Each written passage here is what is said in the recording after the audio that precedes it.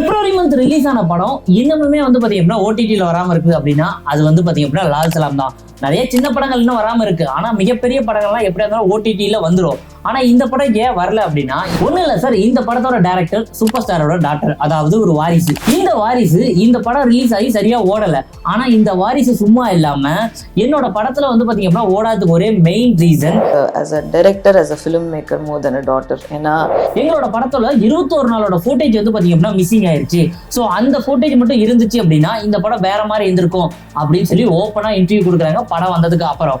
Just பொண்ணுக்காக மட்டும் பண்ணாரு அப்படின்றத வந்து கண்டிப்பா படம் பார்த்தா புரிஞ்சுப்பாங்க. அவரை இதை பார்த்த ஓடிடி நிறுவனம் அப்ப இந்த படம் ஓடிடியில வந்து ஓடாது அப்படிங்கிறதுக்காகவே இல்ல நீங்க எனக்கு அந்த ஃபுட்டேஜ் எடுத்து ஆட் பண்ணியே கொடுங்க அப்படின்னு சொல்லி அந்த படத்தை ஹோல்டு பண்ணிட்டாங்க. இது மூலயமா அந்த பெரிய ப்ரொடக்ஷன் கம்பெனியான லைக்காவுக்கு 50 கோடி ரூபாய் நஷ்டம். ஏன்னா லைக்கா ப்ரொடக்ஷனை பொறுத்த வரைக்கும் வந்து பாத்தீங்கன்னா ஸ்டார் கிட்ஸுக்கு அவ்வளவு இம்பார்ட்டன்ட் கொடுப்பாரு.